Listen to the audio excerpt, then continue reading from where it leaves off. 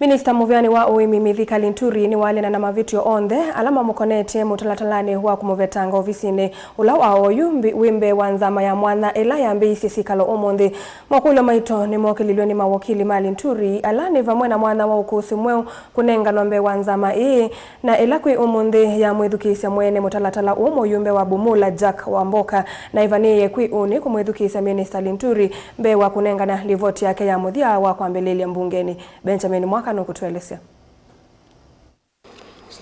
Dhino mwambi wa syikalo ikwi umunthi ve na unendanya muvyu Kukon'Ya wailu wa ukusi mweu kwetu mesani valanga liko syeli ile kwiwana mwana kivilo wa nzama ii amemba 11 ailasimika kumya utuyo kana ukusi wuni mwitikilie hati wanu wailetha lainini wa mutalatala ula wimbee wa nzama ino. We also request very respectfully the peers also to be summoned to shed light on the issues before the select board. Standing Order 64 says that by the time the motion comes to the Speaker for approval, it should already be accompanied by the witness statements, by sworn statements, and all other items of evidence. Those are not my words. If indeed you are innocent, Kenyans want to know. Could be someone is trying to bring witch hunt to the minister. Let us be allowed to bring each and everybody who will set him free. What is important is that these investigations by this committee should and will not go outside the allegations in the special motion.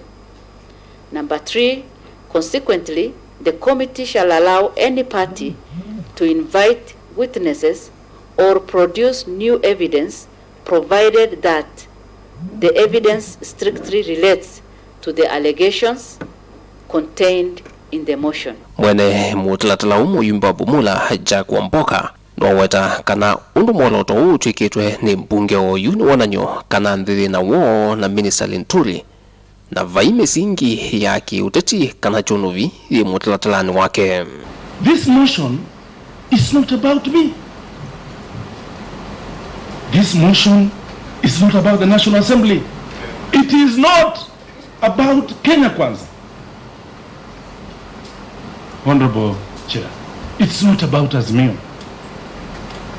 It is Honorable Franklin Mithika Linturi versus the Republic of Kenyan farmers. Dhino wa syikalo ii amemba manzama ime na makulyo kauta Kukon'Ya undu ngaliko isi elisi ile kuitetea. Falo unendanya kwa ngaliko nene ulikilie nthini unendanya wa mutwano wa dhalilo wa Minista Linturi na muyumbe ooyu aldai mwandu Merian Keitani. So it is not as Honorable Chair that I brought a matter of love, affection and personal vendetta before you. It is ground 2 of the allegation on the record. That what is before Parliament of Kenya, National Parliament of Kenya, dealing with the grave national issues is because of my ex-wife. My ex-wife is the one who is bringing trouble. Unbelievable.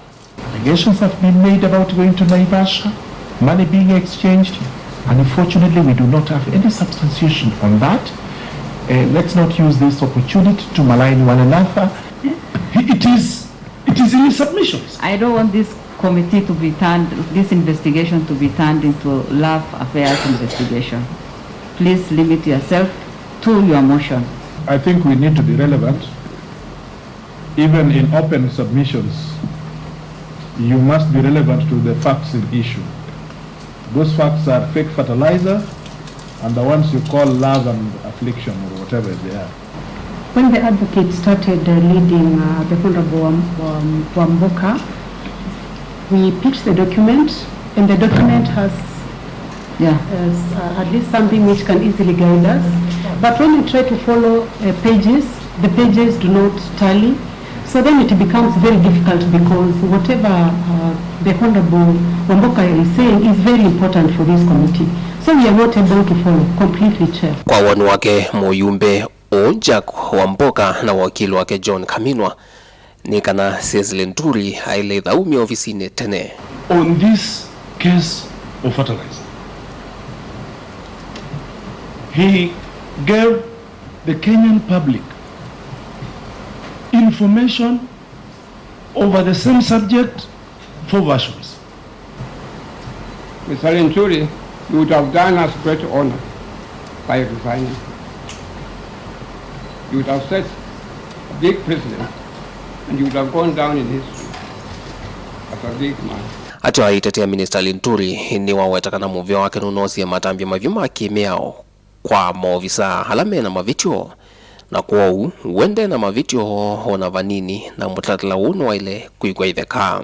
I represent a man who has been painted to the world as an incorrigible womanizer, criminal, fraudster, thug, scoundrel. You can call it whatever. I represent a man who, unfortunately, for lack of a better word, Honorable Chair, is the dog that has been given a bad name. I've taken corrective measures from the ministry. Those people that we believe were culpable have already taken plea, and I was shown on, and because this is what I would call occupational hazard, because it comes with the job I'm doing.